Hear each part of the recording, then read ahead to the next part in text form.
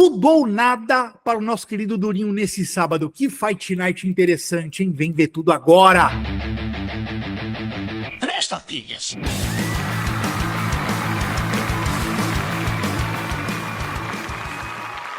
Cavaleiros e Brutamontes, donzelas e desdonzeladas, cheguei de novo, chegando, Gilbert Burns versus Sean Brady. Tudo ou nada, a hora da verdade para Gilbert Durinho. Por que eu tô falando isso? Na minha tese, na minha cabeça, se o Durinho vence essa luta, ainda cabe no horizonte, uma disputa de cinturão. Se perder essa luta, esquece. Eu estou cravando isso. Não sei se Meloto e se Barbie concordam. Vão dizer daqui a pouco, né? Neste podcast, nesta edição, vamos falar também sobre Jéssica Batistaca pegando a Natália Silva, que lutão, né? Vai aparecer aí, vou dar um spoiler, essa luta vai aparecer aí no Campo Minado, aguardem quem que é o doido que escolheu uma das duas para colocar, porque é a luta parelha, né? E, que mais? Vamos, o like, deixa seu like aqui já pra gente, por favor, ele é importante, queremos, já dá agora o joinha, dá o joinha. Deu o joinha? Deu. Tá bom. Depois, se alguém falou alguma bobagem aqui, se eu perdi pontos com você, você vai lá e muda e dá o dislike, não tem problema. O importante é você interagir. Estamos sempre no YouTube, sempre também no Spotify, porque tem gente que acompanha a gente por lá. E é isso. Meu querido Melotíssimo, por favor, dê suas boas-vindas. Tá feliz com esse evento que se aproxima? Com certeza, estou muito feliz. Sempre, até porque não tivemos evento na semana passada, né? E aí ou a gente reclama do nível dos eventos, ou a gente reclama da ausência deles, né? As duas coisas não dá. Então eu tô feliz sim, a gente vai ter um evento aí, que eu tô ansioso, brasileiro na luta principal, diversos brasileiros atuando, e tô empolgado sim para as lutas. Ô Barbie, você tá mais feliz porque um Fight Night da hora, hein? A gente, sobretudo eu e você que ficamos reclamando aqui do card vira e mexe, vem um cardzinho da hora aí se aproximando neste sábado, hein? Você tá mais feliz porque este card tá legal ou você está mais triste porque essa edição deste podcast Três Tapinhas não tem espinho na garganta, porque não tivemos evento passado e não temos nada para desentalar aqui da nossa glote? Meu amigo, eu gosto de luta de qualquer jeito, seja boa, seja ruim, o importante é que tenha mais um espinho na garganta, é uma oportunidade tão bacana para o seu capitão desentalar o ódio e a raiva que ele sente semanalmente com esse esporte que todos amamos, então eu vou dizer que eu estou mais triste por isso do que feliz com o card. Então, para o senhor ficar um pouco mais feliz, eu já vou mandar para você matar no peito a pergunta capiciosa desta edição. Olha aí, o malvado gargalhando. Ô, Barbie, é o seguinte, cara. Peso mosca feminino, que, na minha opinião, eu não canso de falar isso aqui, é a categoria mais excitante hoje do UFC inteiro, incluindo as dos homens, né? Uma categoria imprevisível, parelha, cheia de tubarões ou tubaroas ali no topo. Essa categoria está no Common Event, com essa luta entre Jéssica Andrade e Natália Silva. Minha pergunta para o senhor é o seguinte: entre essas duas, quem tem mais chance de virar campeã peso mosca? Jéssica ou Natália? Para quem que o fã médio brasileiro, aquele fã mais que gosta do Brasil no topo, do Brasil com o cinturão, para quem que ele deveria torcer? Para Jéssica ou para Natália? Quem tem mais chance de beliscar a cinta? Pô, a resposta simples e sucinta é que é a Natália, especialmente nessa categoria. Eu acho que não é a categoria mais adequada para a Jéssica. Eu acho que ela deveria se manter no peso palha, que é onde eu vejo ela fazendo o melhor trabalho, é onde as vantagens físicas que ela tem cantam mais durante as lutas. E não que ela não tenha chances nessa categoria, só que é isso, né? O que a Jéssica sempre teve de muito diferencial é que ela é um monstro fisicamente. Ela bate muito pesado, ela tolera muito pancada, ela tem muito cardio, ela tem muita força física. Aí, se ela sobe de categoria para uma categoria como essa, ela ainda vai ter essa vantagem sobre grande parte das lutadoras, mas aí vai entrar lá no top 5 e a coisa vai começar a complicar, sabe? Você vê as lutas dela contra a Valentina Shevchenko e contra a Erin Blanchfield, e elas mal foram competitivas, sabe? Então fica complicado você acreditar na chance de cinturão dela, ainda mais considerando que nenhuma dessas lutadoras que eu falei está com o cinturão neste momento. A Natália Silva, por outro lado, meio que a gente ainda não viu nem sequer o teto dela. Toda luta que ela faz, ela se demonstra melhor, ela tá pegando lutadoras cada vez melhor e tá fazendo a mesma luta, o mesmo nível de dominância, de performance. Então eu acho muito mais fácil confiar que a Natália vai chegar lá do que acreditar que a Jéssica subitamente vai ter uma melhora espetacular que ela não teve nas últimas lutas e desenvolver as habilidades suficientes para compensar as desvantagens que ela tem nessa categoria. É isso aí, o Cavalheiro Pachequinho, a donzela Pachequinha, que está assistindo a gente aqui. O Barbie convenceu você a torcer pela Natália? É isso, né? Se você quer uma brasileira pegando esse cinturão dessa categoria do capeta, do demônio, que é a peso mosca feminino, então bora torcer para a Natália, segundo o Barbie, né? Pois a gente vai conversar um pouco mais sobre essa luta daqui a pouco. Calma, segura a onda, segura a wave, como diria o americano. Ó, Meloto, a tua pergunta capiciosa é a seguinte: se o Durinho perder nesse sábado, é ponto pacífico? Esquece o sonho, esquece o cinturão do UFC nesta vida? Olha, ele pode ainda ter esperança, né? Mas eu já não vou mais acreditar muito, porque, pô, já tá com 38 anos, né? Tenho aí diversos nomes na categoria que vão estar na frente dele para disputar o cinturão e ele vai ter que passar por essa galera, né? Shavkat Rakhmonov, vai ter provavelmente que fazer uma revanche com o Jack Della Madalena, Ian Machado Guerra, enfim. Fora os nomes que a gente já conhece que estão no topo. O próprio campeão, Belal Muhammad, que venceu ele. Então aí fica muito difícil mesmo. E também tem uma estatística muito interessante aí, né, de que ninguém acima de 36 anos, né, conseguiu ser campeão em qualquer categoria do UFC, dos meio médios para baixo, entre os homens. Então, a própria estatística está realmente contra essa possibilidade. Eu diria que a principal esperança no Brasil para ser campeão dessa categoria é o Carlos Prates, daí a gente vai ter que focar completamente nele mesmo. O Meloto, para ser sincero, se o Meloto vencer o Sean Brady, já é muito difícil ele chegar numa disputa de cinturão. Tipo, não é um passaporte para o cinturão vencer o Sean Brady. É um respiro. É respirar pelo canudinho na categoria. Isso tudo que você falou aí, revisitar luta que ele perdeu recentemente, isso tudo provavelmente vai ter que acontecer mesmo ele vencendo o Sean Brady. Perdendo, cara, eu acho que aí ele começa a pegar desranqueado, ou o cara que tá lá atrás do ranking, eu acho que ele vai, infelizmente, mudar o status dele. Motivo pelo qual eu vou torcer muito por você, Durinho.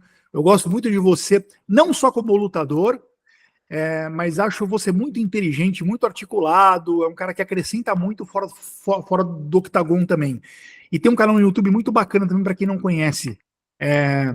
Se tem algum tapete que segue a gente aqui não conhece o canal do Durinho, o hashtag fica a dica. É um canal bem legal. Então, cara, vou torcer muito para você continuar respirando nessa categoria no que diz respeito a cinturão, né? Claro que o papo é esse. A gente está falando também do topo da cadeia alimentar. É isso aí, Melo. Quer acrescentar alguma coisa? Falamos tudo, né?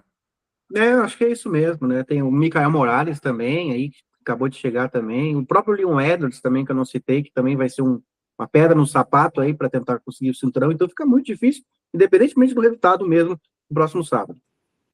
O que o Rampaz falou para mim que é o mais verdade, é que isso muda o status do Durinho. Ele passa a parar de lutar com os caras do topo da categoria e passa a ser tipo a escada para os próximos prospectos. Vamos colocar todo mundo que está ali entrando no top 15, talvez entrando no top 10 contra ele. E mesmo se ele ganhar desses caras, é muito improvável que eles vão subir a posição dele na categoria. Vai virar tipo aquele caso meio Massaranduba, Eliseu Capoeira, que o cara parece caranguejo, só anda de lado, pegando o mesmo nível de luta, não importa se ele ganhou de 7 em seguida.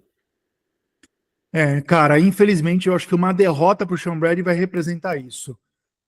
Mas vamos torcer. Aliás, vai ter análise da luta principal, Durinho versus Sean Brady, né? Gilbert Burns versus Sean Brady, do Capitão Carisma. Né? Estamos ansiosos em saber quais as chances que você vê do Durinho realmente se manter ainda ativo no que diz respeito à corrida para o cinturão. E eu já adianto aqui que o baú do Meloto de hoje tem a ver com essa estatística aí de campeões do UFC com relação à idade que eles têm, tá? Acima de 35 anos ali, vamos ver quem conseguiu o cinturão ali e quem não conseguiu, obviamente. Rampazzo reage, não tem espinho na garganta, mas tem Rampazzo reage, e já que não tem espinho na garganta, eu vou chutar o pau da barraca aqui, até porque vocês causaram, incendiaram nos comentários da nossa última edição, né, que era uma edição sobre quem vai terminar campeão nas categorias, né, quem vai vencer as últimas disputas de cinturão, e tinha lá a dupla dinâmica Batman e Robin no canal Contragolpe, né, o Lenner e o André. Então, bombou aqui, não tinha como eu deixar de ler essas coisas, essas pérolas que eu selecionei aqui. Então, primeiro, o Anderson Cacho, abre aspas, acho bem legal essa união de canais especializados de MMA/UFC. Isso mostra que tem uma certa união que colabora com o crescimento do esporte. Tô sempre aqui e não vejo a hora do Renato do Sexto Round participar dos 3 tapinhas. Eu preciso dividir o teu comentário em 2 pontos, né? O primeiro, cara, eu concordo 100%, que a união faz a força, né? E é isso mesmo, um somando, um trocando, a gente...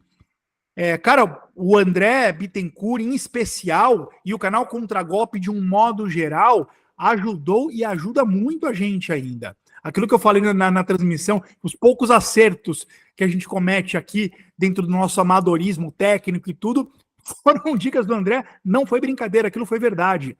Então, isso é muito bacana e sempre que a gente puder, a gente vai dar espaço também para quem estiver crescendo, não vamos nos esquecer de quem nos ajudou.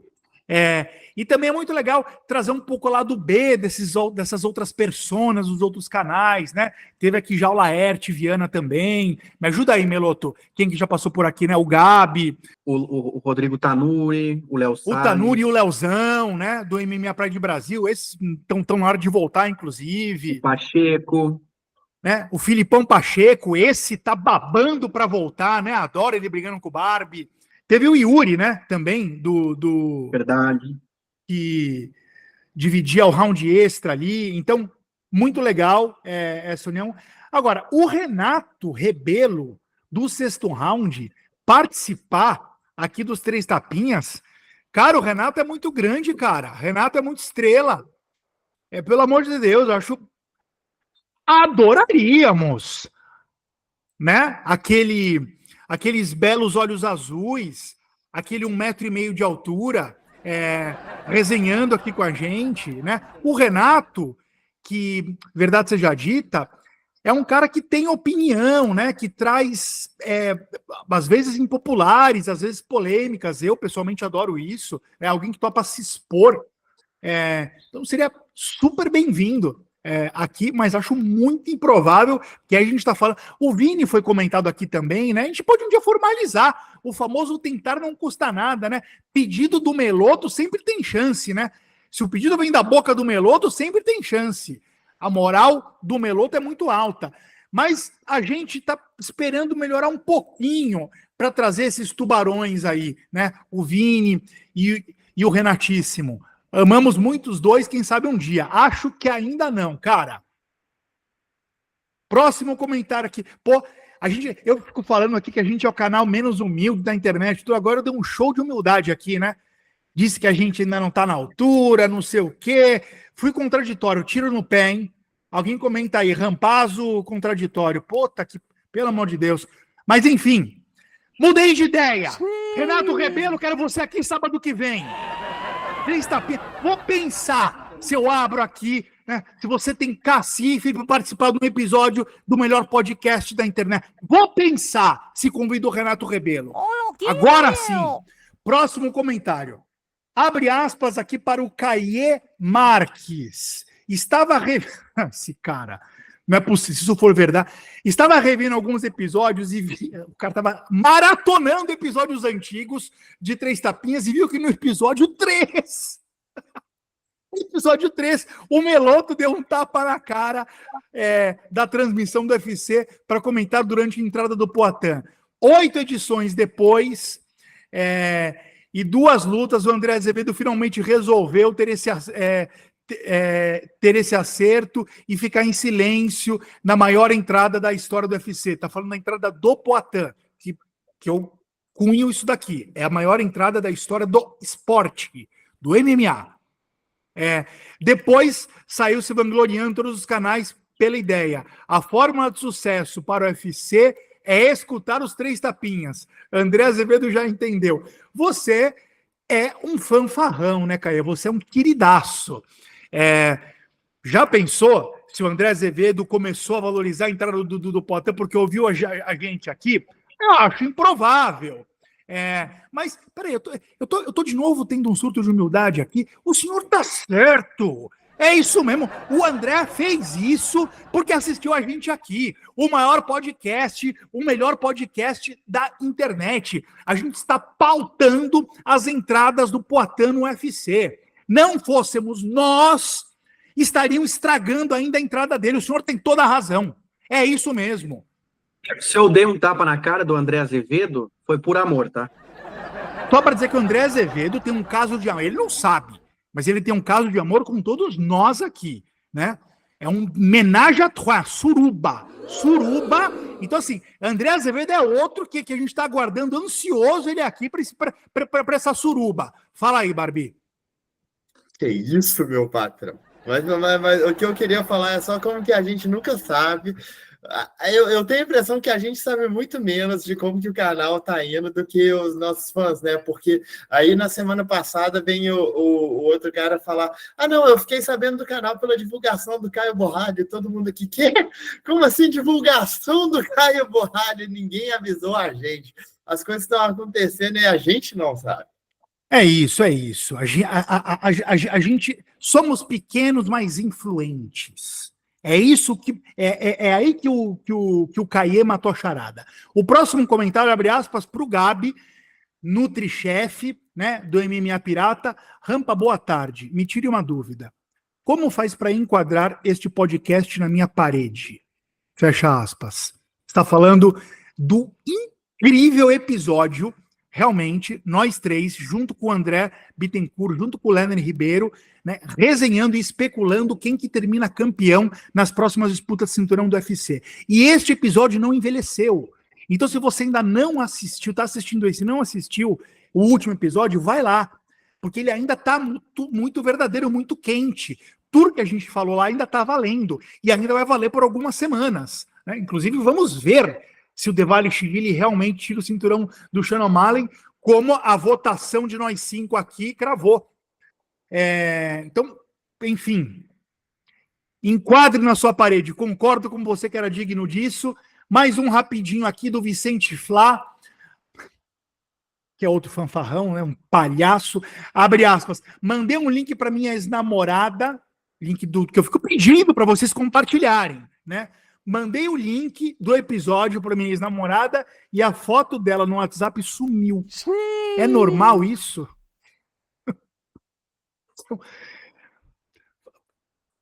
Próximo. Vicente Flá, uma figura. Próximo. É normal, cara. É normal. 3 tapinhas causa esse efeito nas namoradas. O próximo, o Darcy. O Darcy deu um tapa na minha cara aqui, tá? O Darcy também verdade seja dita, né? É um inscrito muito ativo, um membro muito querido aqui da nossa comunidade, está sempre comentando. Agora, aqui não dava para eu deixar de ler isso daqui. A gente vai ter uma DR aqui, Darcy. Abre aspas. Meu tapa na cara vai no Rampazzo. Jones não é GOAT porra nenhuma. Isso são os fãs que definem e a maioria sabe que ele é um covarde. Abre aspas. Vide outro podcast retrospectivo meu. Outro post, perdão, eu li errado. Vide outro post retrospectivo meu. Outro comentário que ele deve ter feito em algum vídeo nosso. Continuando aqui. Ele, né, o John Jones e o UFC estão errados e essa fraude não cola. Só o Rampazzo, a mãe do John Jones e o Dana White acreditam que ele pode ser GOAT. Mas ninguém, só eu, a mãe do John Jones e o Dana White achamos que ele pode ser GOAT. Mas esse é um título dado pelo povo, não algo imposto à força por alguém ou algum evento. E nisso a gente concorda, Darcy. Para finalizar, John Jones tem história nos LHW, categoria do meio pesado, né? As siglas em inglês. Nos pesados, só ganhou do Cyril Gane. E uma coisa que eu concordo no teu comentário, e eu já disse, que essa coisa de GOAT é uma coisa completamente subjetiva, move paixões e discórdias, prova tá esse teu comentário revoltadíssimo, né? Então, isso está ancorado na subjetividade, fundamentalmente, não tem lei marcial. Portanto, não fica bravo comigo, cara, porque eu acho que o John Jones é GOAT, é um direito meu achar isso, né? Como é o seu não achar, isso é subjetivo. Não tem muito certo e errado nisso. Tem você, tipo, apresentar informações, dados, justificativas. Mas eu concordo que isso está ancorado fundamentalmente num consenso que opera entre a maioria. E aí eu tenho uma péssima notícia para te dar. A maioria acha que, infelizmente, não sou só eu, o Dana White e a mãe dele. Inclusive, a maioria nos 3 tapinhas acha isso. A gente fez um episódio aqui que eu te convido a assistir, falando sobre os GOATs da história do MMA. Inclusive, o Gabi Nutrichev estava com a gente nesse episódio, e imperou o John Jones como o GOAT do MMA. Se você conversar, eu acompanho outros canais aqui. Eu sei que, pro vindo do diretaço, o John Jones é GOAT. Eu sei que o Renato Rebelo, para citar 2 canais que são os 2 maiores, e que eu já comentei aqui nessa edição. Pro Renato Rebelo, o John Jones também é GOAT. Então, assim, não tô sozinho nessa. E muito provavelmente, se fizer uma pesquisa entre os brasileiros, eu acho que o John Jones venceria. É um achismo meu. É um palpite, eu acho. Então, cara, mas isso quer dizer que você tem que concordar? Claro que não, Darcy. Claro que não. Eu não vou ficar aqui, porque senão esse comentário ficaria muito longo, defendendo porque eu acho que o John Jones é GOAT. Para isso tem um episódio anterior que eu te convido a assistir. Mas obrigado pelo teu comentário. Tapa na cara, aceito, porém a resposta tá aí. UFC Vegas 97, finalmente chegamos nele de volta. Eu tava com saudade de falar desse evento aqui, né? Bora pro card. Vamos entender o que vai acontecer no card principal. Não me canso de lembrar. A gente começa resenhando aqui o principal e depois a gente resenha o preliminar. Então, Meloto, você que é o meu fiel escudeiro que me ajuda aqui nessa hora toda, que horas começa o card principal e qual a primeira luta do card principal? Bom, a primeira luta começa às 20 horas. É o horário que está previsto para começar o card principal. Primeira luta é entre o Chris Padilha e o Hong Zhu. Um confronto aí entre 2 lutadores com um passado bem irregulares, extremamente irregulares, que agora parece ter atingido o auge deles. O Hong Zhu está na segunda passagem dele no UFC, venceu o Road to UFC agora recentemente, que é aquele Contender Series asiático, que é o nível lá, ó, não se enganem, tá? O nível é bem fraco, não são os melhores lutadores asiáticos que estão atuando. E nessas 2 últimas lutas que ele fez, ele foi quedado 6 vezes, ou seja, é um cara vulnerável nessa área, que é o ponto forte do Padilha, que pegou a última luta de última hora, venceu, ele era uma zebra de 5-1 contra o adversário e finalizou no primeiro round, né? Fica essas estatísticas aí. E a próxima luta, Meloto, ela tem o Trevor Peek, que é aquele cara que tem uma marreta na mão, né, não? Isso, o Trevor Peek contra o Yanal Ashmus, né? O Peek para mim, ele é tipo uma mistura de Duplessis com o Diego Sanches, cara, dos leves ali, porque ele é muito atabalhoado, né? Ele não tem, é meio desengonçado, dá golpes abertos e cansa rápido também. E já o Yanal é o 4º israelense na história do UFC, nocauteou o Sam Peterson na estreia, que é um cara duro, perdeu para o Chris Duncan na última luta, na decisão, embora ele lutou com o braço quebrado no primeiro round ali. Eu não vi como é que estão as odds aí, mas eu acho que essa luta aí pode apresentar surpresas para quem está acreditando na vitória do Pique. O Pique tá com um leve favoritismo. E a próxima luta, Melo, qual é? Descrente, ele tá favorito. Meu Deus, é hora de fazer a mala. A próxima é entre o Matt Channel contra o Kurt Durden, que a princípio pegou essa luta de última hora substituindo o brasileiro Alessandro Costa. A ordem da luta eu não sei se é essa mesmo, tá? Pode ser que ela mude, mas teoricamente seria essa. Você sabe por quê? Você sabe por que o Alessandro Costa saiu? Ele se machucou, teve uma lesão aí. Eu não sei especificamente qual foi, mas foi uma lesão.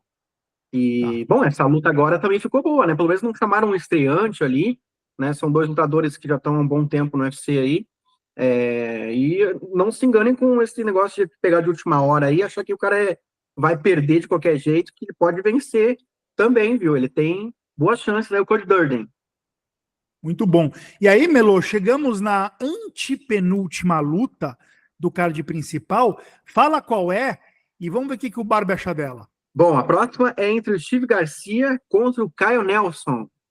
Cara, essa é uma lutaça para mim, e eu acho interessante porque é uma luta de 2 caras que têm um estilo bem diferente. O Kyle Nelson, ele costumava ser um lutador parecido com o Steve Garcia, tipo, muito explosivo, marchando para cima do adversário sem parar, no estilo de vou nocautear ou finalizar rápido, ou vou perder a luta por ficar exausto, e subitamente ele começou a se tornar um cara extremamente defensivo, extremamente cauteloso. As lutas dele estão se tornando muito metódicas, sabe? Ele desenvolveu um estilo muito pragmático, muito bacana de ver a evolução dele como lutador. E o Steve Garcia, cara, ele é boi brabo. Ele vai para cima, jogando a mão, tomando golpes a rodo, mas dando golpes a rodo, e ele vence as lutas dele muito por ser uma força da natureza.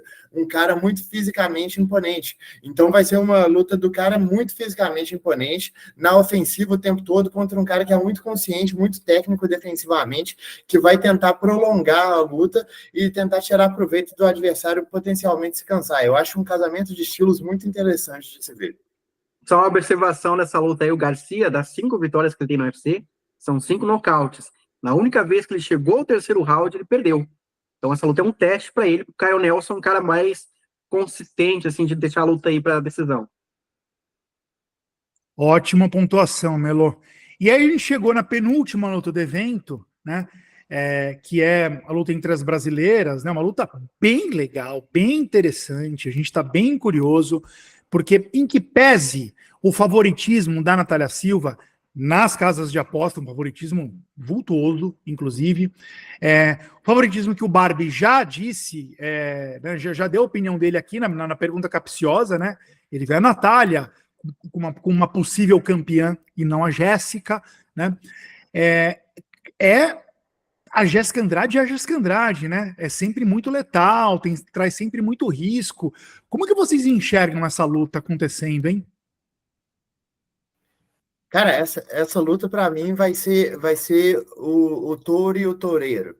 É tipo assim, a Jéssica caçando a luta, tentando encurralar a Natália, tentando acertar os golpes no corpo, pegar alguma queda para poder fazer uso do jogo por cima dela, que é muito bom, é muito forte, tentando tirar o gás da Natália, e a Natália procurando se movimentar, circular lateralmente pelo octógono, utilizar principalmente chutes, mesclando os chutes médios e altos, tentando deixar a Jéssica sem muito espaço para entrar, para conectar com os golpes, sem poder, tipo, tirar as mãos da guarda por ser vulnerável a chutes. Eu acho que a Natália tem uma vantagem muito clara de velocidade aqui, mas a Jéssica nunca foi uma lutadora que se importou muito com isso. Ela sempre foi uma lutadora que toma 2 para acertar 1, e como ela é muito forte fisicamente e tem muita pegada, muitas vezes isso compensava para ela. Se não, inicialmente, de acertar uma bomba e matar, era aquela coisa a longo prazo, que ela ia matando a adversária aos poucos, ia tirando o gás dela, e a Jéssica sempre teve o cardio muito bom. Eu acho que esse é um teste muito forte para a Natália,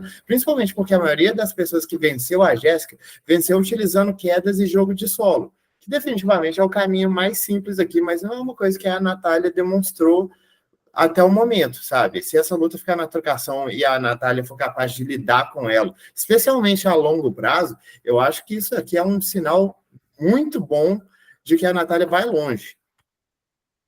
E Meloto, você, eu sei, é muito fã da Natália, enxerga ela como uma possível, uma futura campeã da categoria. Me corrija se eu estiver errado, mas eu tenho a lembrança de escutar isso de você. Você imagina ela vencendo como, hein? Quer arriscar aí? Pois é verdade, eu já disse isso. Eu acho que a Natália é sim uma futura campeã, tem idade para isso, tem margem para evolução, né? 27 anos.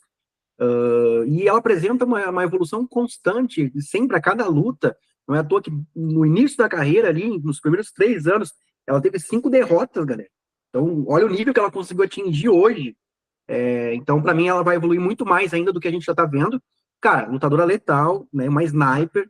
E essa luta contra a Jéssica vai ser isso. O Barbie falou tudo, né? Lutadora agressiva ali, que é a Jéssica, com um volume de golpes, às vezes meio desengonçada, mas com muito poder de nocaute, enfrentando a lutadora ali que vai contra-golpear e que é muito técnica. Pela defesa de quedas da Natália, 91% nessa taxa, eu acredito que essa luta vai se manter em pé. E ali, cara, é possível sim que a Natália nocauteie, mas aí é muito, pô, o jogador vai chegar cara a cara com o goleiro. Se ele vai fazer o gol, não sei, mas ele vai chegar cara com o goleiro. Eu acho que a Natália vai ter essa oportunidade. É por aí a luta, entendeu? Acho que é por aí. Muito bem, muito bem. Compartilhe este link deste vídeo no seu WhatsApp, no seu Telegram, nos seus servers. Compartilhe. Vicente Flá, manda de novo para tua mina, cara. Se você mandar de novo, dessa vez ela vai voltar com a fotinho, tá? Você manda um, ela tira. Você manda o outro, ela põe. Assim por diante. Então, mande para a namorada. Donzela desdonzelada, mande pro namorado, mande pro ex. Só manda. Só manda o link pro ex. Vamos ver o que acontece. Compartilhe este link. A gente precisa. Passamos de 600 inscritos, hein? Olha o efeito canal Contragolpe aí. Daqui a pouco a gente tá com 1000 e o Barbie vai galinhar. Chegamos na luta principal. Na luta principal tem o quê? Tem a análise da luta principal e, por favor, senhor João Menegali Barbie, né, apostos, né, corrija a postura na cadeira aí, porque eu quero saber o que o Durinho, o que o Gilbert Burns vai trazer para conseguir vencer essa luta e continuar na corrida. O que é interessante aqui de falar do Durinho é que entra muito naquilo que a gente falou do Canoneiro algumas semanas atrás, que o que pesa aqui não está sendo muito o aspecto técnico, é muito aquela coisa assim. Claro que a idade do Durinho já é uma idade mais avançada para um atleta de alto nível, mas o que pesa não é nem isso, é aquela impressão que o cara está desacelerando. Eu vi ele desacelerando? Não, até porque ele estava ganhando a luta contra o Jack Della Maddalena até o momento que ele tomou aquela joelhada e foi nocauteado.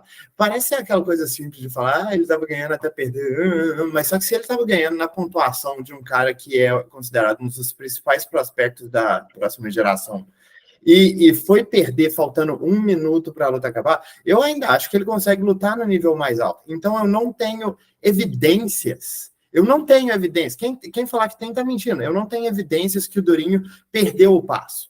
Eu não tenho evidências que ele diminuiu o ritmo, mas a impressão que dá é que isso vai acontecer, que isso é inevitável e que o fato dele estar com 2 derrotas seguidas, uma delas sendo dominada ao longo de 5 rounds depois de se lesionar e a outra tomando essa virada, são aquelas coisas que vão desacelerar um lutador, sabe? Que vão custar ao lutador um pouco do que ele pode entregar. O Durinho é um dos melhores lutadores que a gente já teve dentro dos meios médios, um cara super completo, bom trocador, bons chutes baixos, bons ganchos de esquerda, uma boa forma na trocação, boas quedas também, e um jogo de chão afiadíssimo, apuradíssimo. Foi legal que ele subiu de categoria e teve uma melhora incrível de desempenho. Ele era um peso leve bem medíocre, sempre liberando o top 15 algumas coisas, mas nunca tinha a força física, o corte de peso drenava muito ele. Subiu de categoria, pegou o Tyron Woodley, era incrivelmente azarão, dominou de ponta a ponta, mostrou realmente a que veio, venceu outros caras como Demian Maia, como o Stephen Thompson.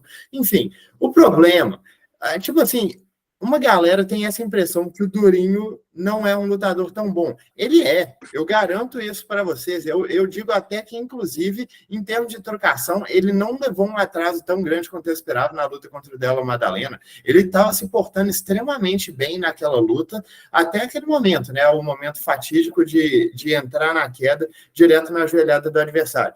Tudo isso para falar que se o Durinho realmente não tiver perdido o passo, se ele ainda tiver em uma condição física considerável, eu acho que o nível dele é muito superior ao do adversário. Isso aqui vai entrar mais no campo da análise, mas é isso. O que é difícil de prever essa luta é se o Durinho vai ter perdido alguma coisa com essas 2 derrotas. É claro que isso também tem um impacto psicológico no lutador, e a gente estava comentando aqui que se o Durinho perder essa luta, pode ser que as chances dele pelo cinturão já eram. Isso pesa, sabe? Isso pesa. Subitamente o cara era um top 5 da categoria, ele estava a uma luta de disputar o cinturão quando ele pegou o Belal. Na verdade, ele nem precisava daquela luta, ele poderia ter esperado a disputa de cinturão. E agora, subitamente, ele está numa luta que vale a posição dele entre os tops.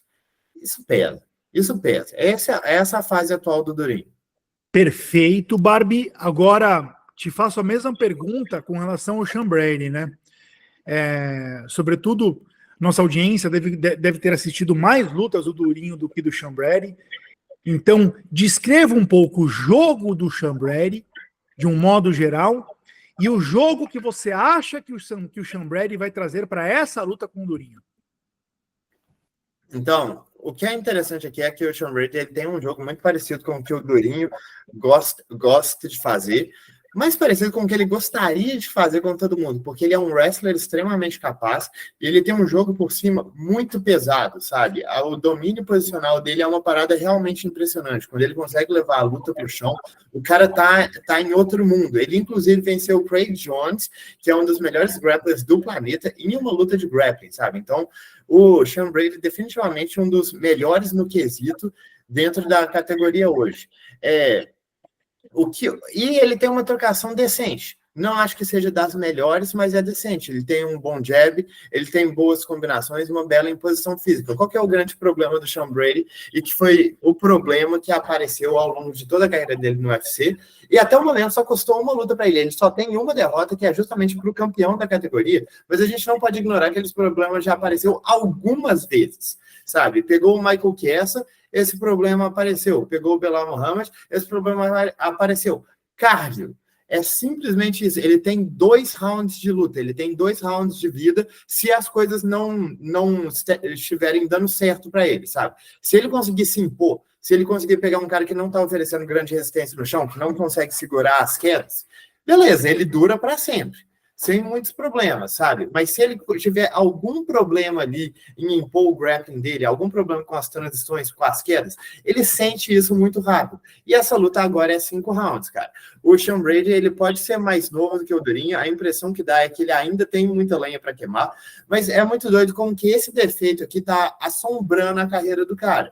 E a impressão que dá é que essa luta ser 5 rounds não favorece muito isso, sabe? Porque ele definitivamente é um cara excelente, tecnicamente falando, a imposição do jogo dele é muito boa, e em 3 rounds ele poderia ir muito, muito longe, porque eu não acho que tem muitos caras dentro da categoria que conseguem segurar as quedas dele com facilidade.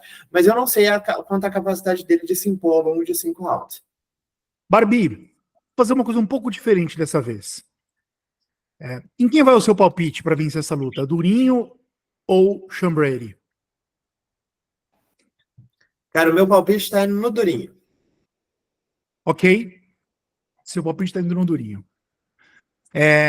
Engraçado, Cavaleiros e Brutamontes, Donzelas e Desdonzeladas. Essa foi uma prova cabal, vocês viram ao vivo, em tempo real aqui, que eu não sabia qual era o palpite do capitão para essa luta.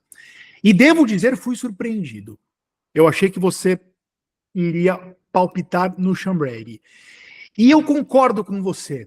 Aí eu vou pedir para você falar um pouco sobre o encaixe, justificar o teu palpite, deixando a bola pingando da seguinte maneira. Porque eu fico pensando, cara, como que o Sean Brady vai fazer para vencer essa luta? Ele tem uma trocação melhor que a do Durinho? Eu acho que não. Ele é um grappler melhor que o Durinho? Eu tendo a achar que não. Então eu ia te provocar. Cara, sério? Como que você acha que o Sean Brady vai vencer? Mas você me surpreendeu e palpitou no Durinho. Fala um pouco sobre isso. A gente tem razão, Barbie? Cara, eu penso nessa luta, eu tô lembrando acho que foi o André que falou na semana passada, que falam que ele é etarista, né? No MMA tem muito disso, porque eles em geral vão colocar o leão novo contra o leão velho, na tentativa de fazer a luta, na tentativa de fazer a categoria se renovar. Mas respondendo a sua pergunta, cara, eu vejo o Sean Brady vencendo essa luta, porque, tipo assim, mesmo que eu não considere ele um grappler melhor do que o Durinho como um todo, eu não acho que tem uma diferença tão abissal que o Sean Brady não possa quedar o Durinho. Eu acho que, inclusive, esse é o jogo. Ele deveria quedar o Durinho. Bom, eu acho que ele deveria, para começar, ele deveria tentar entrar com um plano de fazer o jab dele contar. O jab é uma arma que sempre... O Durinho sempre foi vulnerável a ela, sabe? Ele se protege muito de ganchos, muito bem, sem aquela guarda mais típica do Muay Thai, que não tem grande movimentação de cabeça, mas é uma guarda mais fechada, mais rígida. Então ele tá o tempo todo, tipo, escondendo o queixo com os ombros, levantando bem a guarda. Mas essa linha aqui do centro é muito vulnerável. O Durinho é muito vulnerável a jabs. Então, mesmo que o Brady não tenha uma trocação como um todo melhor que a do Durinho, o encaixe pode funcionar para ele. E da mesma forma, eu acho que mesmo que ele não seja um grappler melhor do que o Durinho, o encaixe também pode funcionar para ele. Que ele pode quedar, amarrar a luta, ganhar minutos ali, sabe? E essa que é a questão. Barbie, Fala comigo. você tá fazendo a tua análise, a gente tá quase mudando de palpite, cara. É só porque o que eu tô descrevendo aqui é o caminho da vitória para o Sean Brady. Sabe? E eu vou falar porque eu não acredito nesse caminho também. Mas é porque, só o que eu tô falando é que eu não acho que seja uma luta impossível pro Sean Brady. Não é como se ele estivesse enfrentando um cara que é absolutamente superior a ele em tudo. Eu acho, na verdade, que o Durinho seja superior a ele em termos de luta de solo e em termos de luta em pé. Porém, eu não acho que seja uma diferença tão estonteante a ponto de pensar que a luta é dada em todos os cenários, sabe? Porque a imposição de wrestling é uma parada muito importante dentro do MMA. O cara que decide onde que a luta vai acontecer pode controlar a luta, mesmo se ele for pior nas duas áreas. Tem o caso mais interessante que eu lembro era do Ed Alvarez contra o Anthony Pettis, que ele ficou assim, eu não quero quedar, eu também não quero manter em pé. Eu vou manter essa luta na grade. 2 rounds, ganhei 2 rounds, pá, a luta é minha, sabe? Esse tipo de coisa pode acontecer. Por que eu não acredito que isso vai acontecer? Cardio. É isso, sabe? Porque eu não vejo o Sean Brady conseguindo se impor de uma forma que ele consiga sustentar o cardio dele a longo prazo em cima do Durinho. Mesmo que os jabs dele funcionem contra o Durinho, eu acho que os chutes baixos do Durinho, os golpes no corpo que ele tem, vão drenar muito do que o Brady tem a oferecer. E eu acho que tem uma diferença muito clara de velocidade e poder de trocação entre os dois. E se a luta for pro chão, eu acho que é basicamente a mesma coisa, só que em outro cenário, que o Brady não vai conseguir a imposição que ele tem. O Durinho vai estar o tempo todo tentando se levantar, ele vai estar o tempo todo tentando raspagens, tentando algumas coisas que vão deixar o Brady constantemente desconfortável. E se o o Brady tiver que fazer esse jogo por 5 rounds, eu não acho que ele consegue, eu não acho que ele tem o card para isso. Ele não conseguiu fazer isso contra o Chiesa. O Chiesa não é metade do lutador do que o Durinho é, sabe? Em área alguma.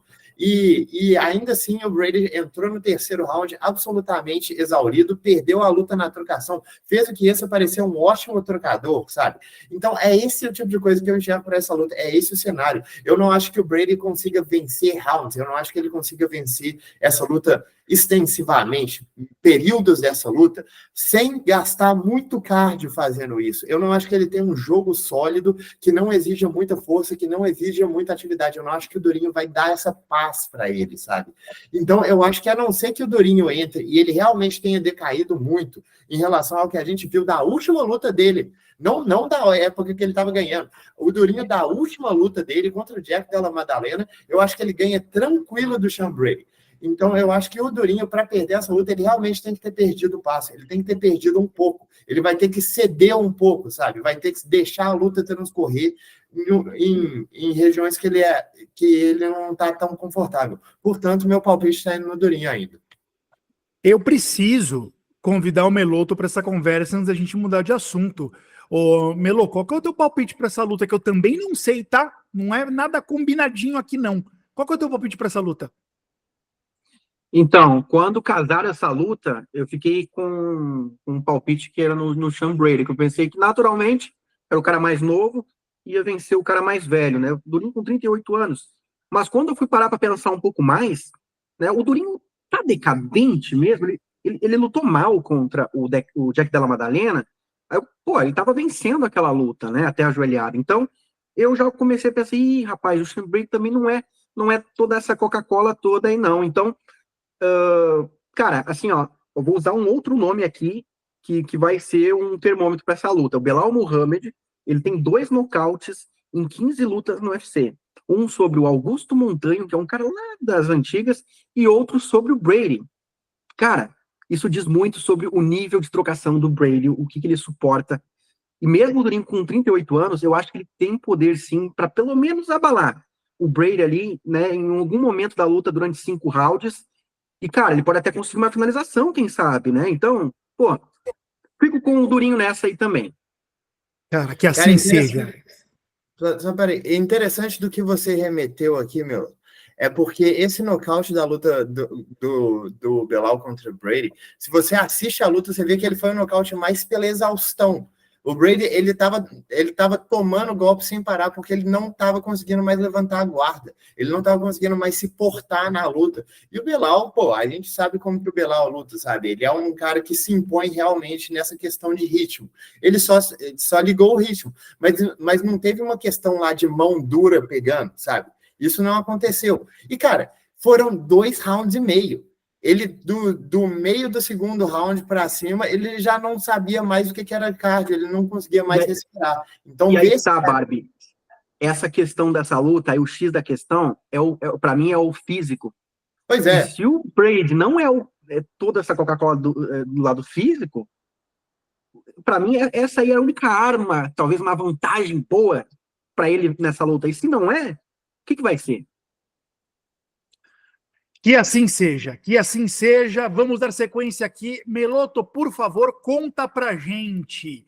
Conta, Meloto. Alguma informação sobre essa luta? Sobre o evento? Conta. Bom, eu separei aqui 2 declarações, né, tanto do Durinho quanto do Brady sobre a luta e também do que eles almejam para o futuro, tá? Primeiro, o Brady, ele tá esperando lutar contra o Ian Machado Gary depois dessa luta. Ele tá visando essa luta aí, é o cara que ele quer vencer. Ele acha que o Gary não lutou muito bem contra o Michael Page, inclusive não sabe nem se venceu realmente. Ele até marcou empate nessa luta. E o Durinho, bom, o Durinho, ele tá visando uma luta com caras mais perto da idade dele, principalmente o Kamaru Usman. Ele quer uma revanche contra o Kamaru Usman, ele já disse que vai desafiar o Usman depois dessa luta, que é o cara que ele acha que vai mais aproximar ele para uma disputa de cinturão. Falaram no nome do Ian Machado Gary para ele também, mas ele disse, cara, eu até aceitaria sim enfrentar o Ian, embora eu já treinei com ele, mas entre Kamaru Usman, entre Colby Covington e entre deixa eu ver aqui o outro nome que ele desafiou também, o Leon Edwards, esses 3 nomes, ele prefere esses 3 do que enfrentar o Ian Machado Gary. A outra coisa que eu queria dizer sobre essa luta é que o Robert Whittaker, né, que é um cara super técnico, conhecido aí por ser bem estrategista, entender bastante dessa parte da luta, palpitou também na vitória do Durinho. Ele acredita que o Jack Della Maddalena ia perder se não fosse aquela joelhada que ele conseguiu aplicar, e isso mostra que o Durinho não está tão decadente ainda, e ainda tem garrafas para vender aí, como diz o Calão Barreto. Muito bom, Menoto. Obrigado pelas informações, por deixar a gente com mais salivando, né? Com mais vontade de assistir essa luta e esse evento. Cara, estou nervoso desde já. Para vocês verem que não é só nós aqui que estão acreditando na vitória do Durinho. Um cara como Robert Whittaker, que entende muito dessa parte, né? Tá indo com ele também nessa. Exatamente. Bom, seguindo aqui, Meloto, por favor, vamos agora passar rapidamente aqui pelo card, pelas lutas do card preliminar, né, que a gente deixa aqui para o final. Que horas começa o card preliminar, ou seja, que horas começa o evento, qual a primeira luta, e já comenta um pouquinho dela, por favor. Bom, o card preliminar está previsto para começar às 17 horas, no horário de Brasília, e a primeira luta é entre o Nathan Fletcher contra o Zigmantas Hamaska, 2 lutadores que atuaram no último TUF, eram para se enfrentar no programa, inclusive, mas uma lesão impediu isso. E, cara, são 2 lutadores bem kamikazes ali, agressivos. Ambos têm uma vitória, uma luta só, que foi para decisão dos juízes. Então, a tendência é que essa luta aí também seja um embate nesse sentido aí, que termine na via rápida. E na sequência... comentário só sobre essa luta é que um é nocauteador, o outro é finalizador. Essa luta é aquela que não vai ser parelha, mas eu não sei para qual lado. Será que vai para as papeletas? Hashtag acho que não. E na sequência, Meloto? Depois a gente tem uma luta entre o André Petroski contra o Dylan Budka. Mais um duelo aí. Dessa vez são entre 2 lutadores mais conservadores, principalmente o Petroski. São 2 grapplers, na verdade, né? Mas o Petroski é o cara da decisão. Então, essa luta tende a ir para a decisão dos juízes, e eu vejo uma vantagem para o Petroski mesmo, que está mais experimentado na organização. O Budka chegou agora, perdeu aí na estreia para o César Almeida. E, cara, agora é vida ou morte para ele na organização. E na terceira luta, Barbie, essa eu quero que você comente, né? Por que a Jaqueline Amorim vai vencer a Vanessa Demopoulos? Conta pra gente. Uai, cara, eu, pra ser sincero, nem entendo como é que a Vanessa Demopoulos vence a luta. Ainda é uma coisa que me assusta, assim, que me espanta.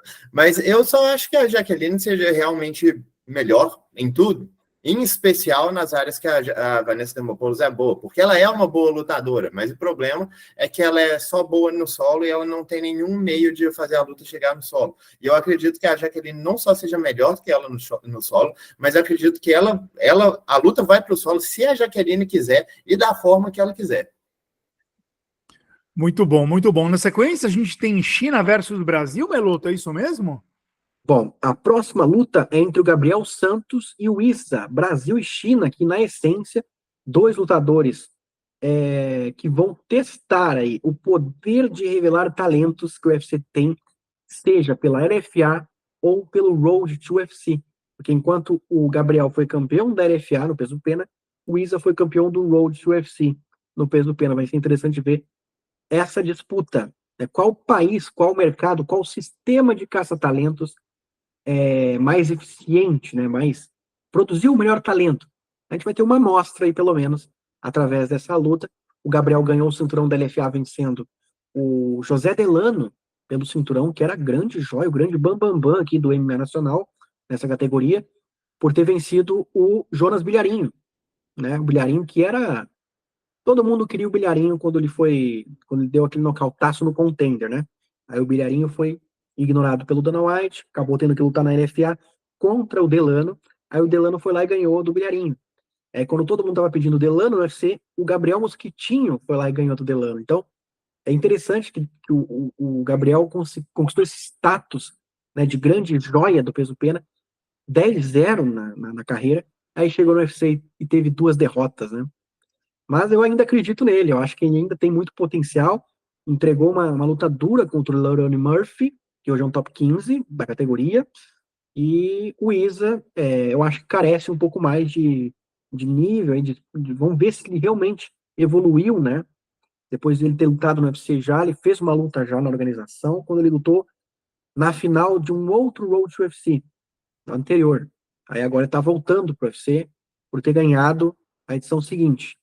E vamos ver o quanto ele evoluiu, né? E quem tá revelando mais talentos aí, se é o Road ou o LFA. E depois a gente tem o Felipe dos Santos, né? Contra o André Lima, né? Contra o André Mordido. E aí? O que dá aí, né? O Lipe ou o André Mordido? André Mordida é pra matar, né? Mas essa é uma luta muito boa, são dois lutadores muito bons. O Felipe dos Santos, ele é aquele cara meio bem kamikaze, estilo chute boxe mesmo. Entrou, apavorou o Manel Cap nesse casamento que foi de super última hora. Eu acho que o André Lima é um cara mais completo, mais técnico, mais pragmático. Eu dou um favorecimento aqui para ele. Acho que mesmo em termos de trocação, ele tem uma vantagem técnica, embora eu não acho que ele segura a pressão do Lipe Detona. Eu acho que o Felipe é um cara muito bom no que ele se propõe a fazer.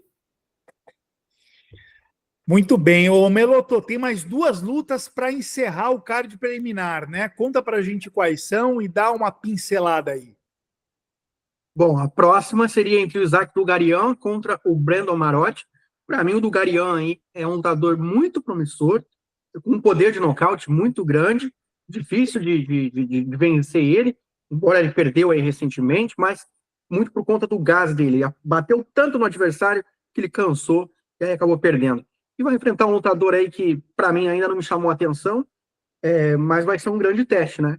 Vamos ver o que ele é capaz, se ele consegue aguentar o poder aí do Dugarian. E na sequência, né, o Ryan Spain contra o Vissampru tá lutando ainda, cara.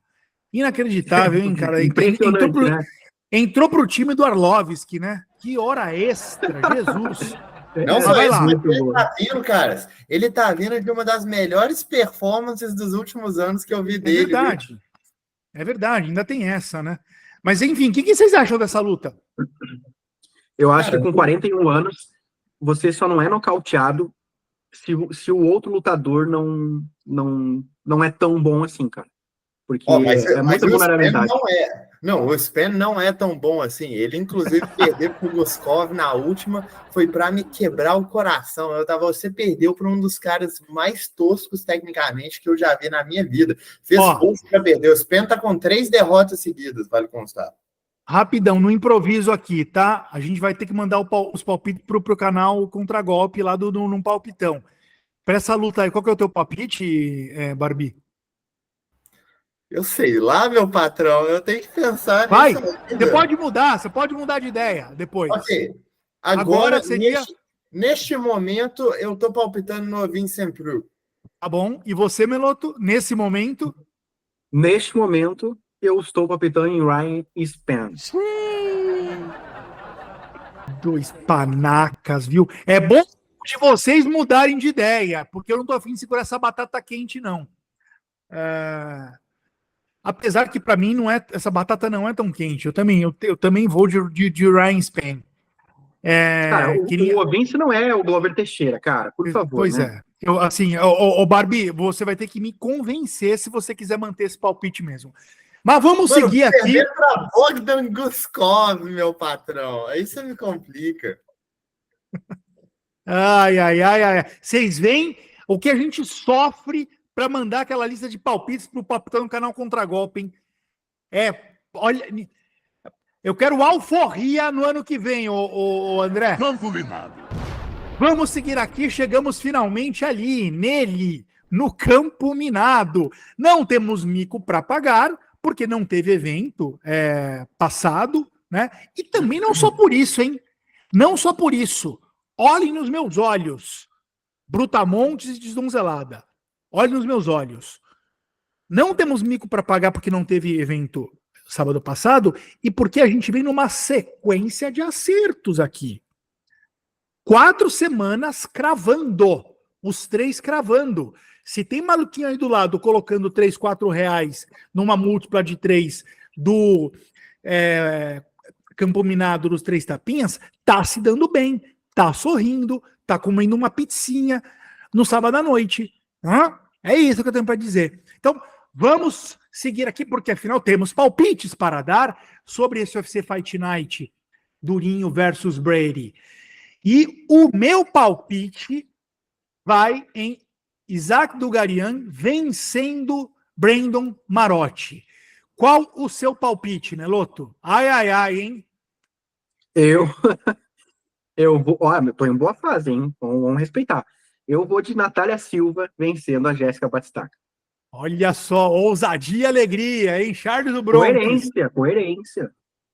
Pô, pois é. Coerência o quê, patrão? Coerência o quê? Aqui Aqui é guerra. Aqui não existem regras, não existe moral no campo de guerra, entendeu? Mas ele está sendo. Mas a coerência é que ele é um fanboy da Natália Silva há muito tempo, né? Então ele está só chancelando essa carteirinha, nesse pôster da Natália Silva que ele tem no quarto dele. Deixa Ó, o e se ela namorado dela perder, saber. isso não anula que ela vai ser campeã. Para mim, ela vai dar a volta por cima ainda Nossa. se ela perder.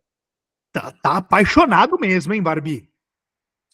O Cupido acertou o coração do Meloto, hein?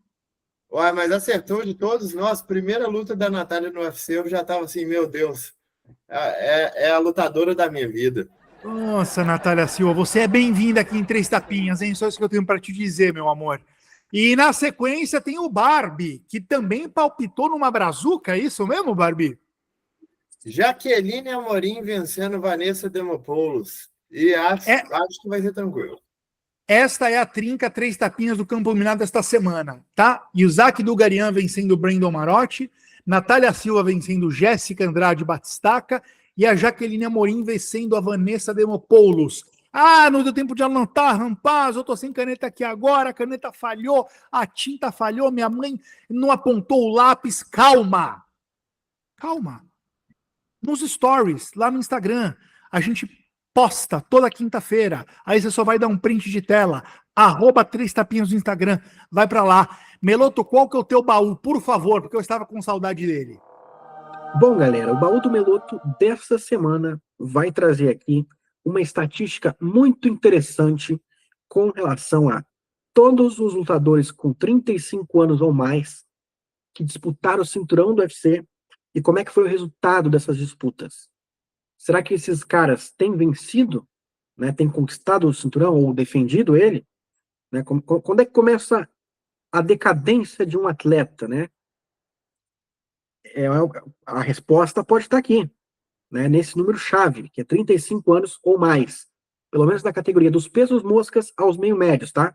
Contabilizei apenas essas categorias, porque é onde esses números eles chamam mais a atenção. Ou seja, dos pesos médios aos pesados eu não contabilizei, e nem as meninas. Beleza? E também pode envolver 2 lutadores com 35 anos ou mais na mesma luta. Tem isso aí também. Pra gente ver qual que se foi o mais velho ou o mais novo que venceu, enfim, vocês vão ver aqui. Começando pela categoria dos pesos moscas. Nós tivemos 3 lutas na história que envolviam lutadores de 35 anos ou mais. Primeira delas, Davidson Figueiredo contra José Benavides. Benavides era o cara que tinha 35 anos ou mais. Benavides perdeu. Depois tivemos a revanche entre eles. Benavides perdeu também. Aí, quando o Davidson fez 35 anos, ele tentou defender o cinturão contra o Brandon Moreno e ele perdeu essa disputa. Ou seja, nas 3 lutas que a gente teve nos moscas, 3 vitórias para os lutadores mais jovens, com menos de 35 anos. Né? Olha só o peso mosca aí. A galera mais velha não se deu bem. Peso galo agora, tá? Peso galo. Primeira luta, Dominick Cruz e Uriah Faber. O Faber era o cara que tinha 37 anos. Dominick Cruz tinha menos. Faber derrotado. Depois o Cruz, quando fez 35 anos, lutou contra o Henry Cejudo. Henry Cejudo venceu. Aljamain Sterling ganhou do TJ Dillashaw, que tinha 36 anos. E por último, o Sterling vencendo o Henry Cejudo, que já tinha completado 35 anos, naquela volta dele da aposentadoria, e o lutador mais jovem venceu, o lutador com menos de 35 anos. Ou seja, até aqui nas 2 categorias, 7-0, hein, para os atletas mais jovens com menos de 35 anos. Peso pena, Kenny Florian com 35 anos, tentou disputar o cinturão contra o José Aldo, na flor da idade, né? Não deu para o Florian. Obviamente, Aldo venceu. Depois, Frank Edgar, com 37 anos, lutou contra o Max Holloway. E aí, Max Holloway venceu. Depois, o zumbi coreano, com 35 anos, disputando o cinturão contra o Volkanovski, que tinha menos. O zumbi coreano derrotado. Agora disputa esse cinturão interino, ó, que também conta para a estatística. Josh Emmett, com 37, derrotado para o Yair Rodrigues, que tinha menos de 35. Também não deu para o mais velho. E quando o Volkanovski completou 35 anos, foi derrotado para o Ilia Topuria. Perdeu o cinturão. Olha só essa estatística, hein? Fazendo tendo muita influência, né, esse número de 35 anos nas categorias dos penas, dos galos e dos moscas. E será que no peso leve o cenário continua o mesmo? Bom, vamos ver. Tony Ferguson, quando fez 36 anos, disputou o cinturão contra o Justin Gaethje, cinturão interino. Derrotado. Justin Gaethje venceu, tinha menos de 35. Michael Chandler, com 35, perdeu para o Charles Oliveira, que tinha menos. Volkanovski, um mês depois de completar 35 anos, perdeu para o Islam Makhachev, né? Não foi na primeira luta, tá? Na revanche. Entrou para a estatística, tá? A primeira luta não entrou, porque ele estava com 34 ainda. E o Islam vencendo o Dustin Poirier, agora recentemente, o Poirier que tinha acabado de completar 35. Ou seja, no peso leve a mesma coisa, hein? E agora, vamos para os meio-médios. Como é que ficou aí a situação? Matt Hughes vencendo Gil Castilho. Gil Castilho, na ocasião, estava com 37. O Hughes com menos de 35. Não deu para o mais velho. Agora a coisa mudou, galera. Olha a virada aí, hein? Será que vem? Tyron Woodley, 35 anos ou mais, estava com 35, venceu o Demian Maia, que também era mais velho, com 39. Olha aí, ó. E o Tyron Woodley foi o primeiro homem a ganhar uma disputa de cinturão com 35 anos ou mais entre categorias de pesos moscas e meio médios.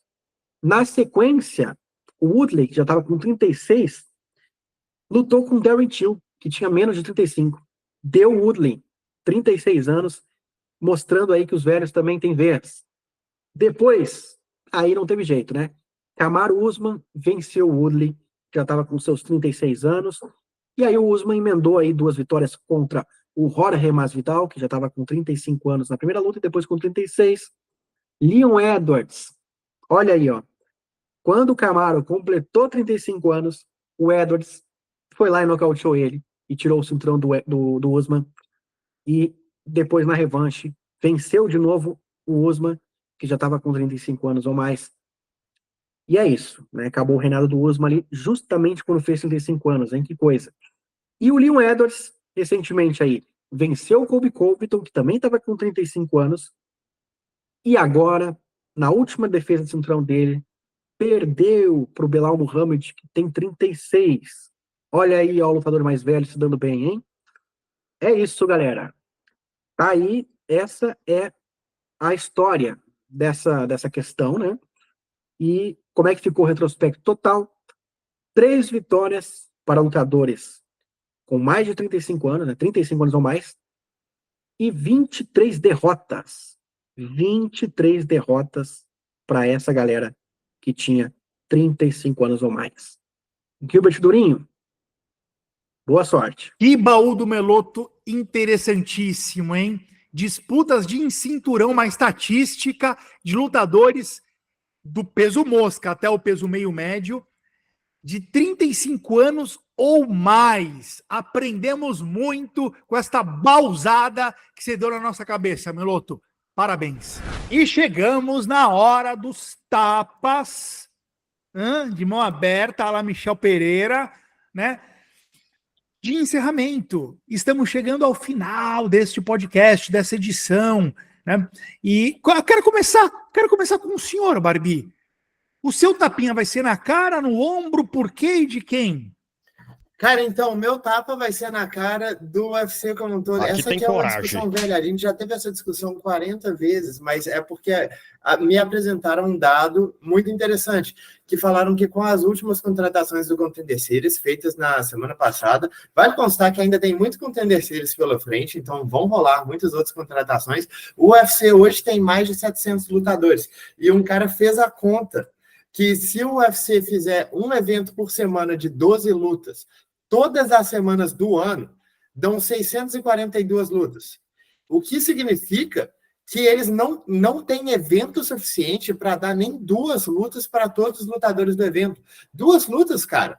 Tipo assim, os caras já estão ganhando mal, a maior parte desses lutadores está ganhando um valor bem baixo, e agora menos de 2 lutas por ano, no geral, é uma parada muito absurda. Isso entra muito no que a gente estava conversando nas semanas anteriores, e eu lembro que o Ampazzo levantou a bola, e na época eu achei muito interessante, que era isso, tipo, não rolaria uma diminuição na frequência, no ritmo dos eventos, se a gente cortasse parte do plantel. Agora eu tenho a estatística que não, sabe? Que, na verdade, está um número muito excessivo de lutadores. Os caras realmente não têm...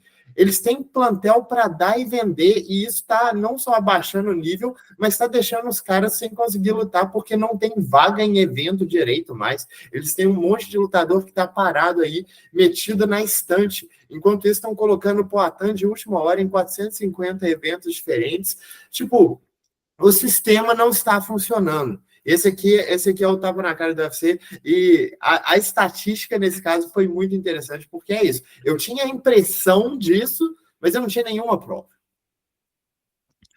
Excelente lebre levantada, Barbie. Ótimo ponto, ótimo tapinha. Parabéns. Galera, o meu tapinha é o seguinte. O meu tapinha vai na cara do Alex Poatan Pereira. Aqui tem coragem. Por estar iniciando um trash talking aí, criando caso, assunto, chamando Drico du Plessis pra porrada. E aí, me desculpa, cara. Assim, você aceita todas as lutas, fala com todo mundo, chama todo mundo pra porrada, menos o Ankalaev, que é a luta que a gente quer ver. É a luta que o fã hardcore, que o fã real, tô sendo chatinho, tá? De MMA, quer ver. Ah, Rampazzo, seu hater do Poatan. Não sou hater do Poatan. Se eu fosse hater do Poatan, eu ia torcer para ele perder para o Ankalaev. E eu vou torcer para ele nocautear o Ankalaev em 30 segundos. Eu adoro o Poatan. Poatan, eu adoro você. Eu quero ver você matando o Ankalaev. Mas eu quero ver você matando o Ankalaev. Eu não quero ver você matando o Dricos du Plessis. Esse é o meu ponto. Esse é o meu tapa. Vai, Meloto. Bom, o meu tapa ele vai nas costas Arregou. do Ed Soares, da LFA. O Ed Soares, para quem não sabe, é o dono da LFA, que criou a organização. Foi o manager do Anderson Silva durante anos, ou seja, se tivesse uns 3 tapinhas naquela época lá do auge do Anderson, eu ia dar muito tapinha na cara do Ed Soares, mas hoje ele é o presidente da LFA, o dono da organização. Por que eu estou dando esse tapa nas costas dele? Por conta da parceria dele com o UFC, onde ele aproximou os lutadores brasileiros do UFC com esses eventos da LFA no Brasil. Né? O Bellator não faz evento no Brasil, nunca fez, a PFL não faz, o UFC já está parando de fazer evento, né? Porque a gente esperava que rolasse, e a LFA continua. A cada trimestre, né? todo trimestre tem um evento aqui, estão revelando talentos. Eu olhei o último evento da LFA que rolou em Casamar, em São Paulo agora. Olha, galera, tem muita gente boa vindo por aí. Então, parabéns a eles, porque eles estão mantendo a chama acesa aqui no MMA Nacional. Eles diminuíram essa ponte, essa distância, né, dos lutadores do Brasil para o UFC, com essa parceria toda aí, porque quem for campeão na LFA, ou vai para o Contender, ou vai para o UFC, né? Geralmente é assim. Então, fica aí o meu tapa nas costas do Ed Soares, que provavelmente é o grande responsável por isso, claro, com a ajuda do UFC também. Ótima lebre também levantada, né? Ótima informação. Aliás, vocês dois tiraram onda num tapinha de despedida aqui hoje, hein? Eu vim com um tapinha meramente opinativo, vocês pesquisaram, apuraram, trouxeram dados, fizeram passar vergonha aqui. É isso aí, é assim que eu gosto, tá? Lembrando, né? Gosto de você, Alex Poitin. Não leve a mal meu tapinha nas costas. Né? O fato é que, assim, o fato de eu gostar de um lutador, né, não me obriga a ser um fã cego. Não me obriga a ser um fã irracional. A luta com tranca leve tem que acontecer e 3 tapinhas faz coro para isso. Um grande beijo no coração de cada um de vocês. Até a próxima quinta-feira. Bora!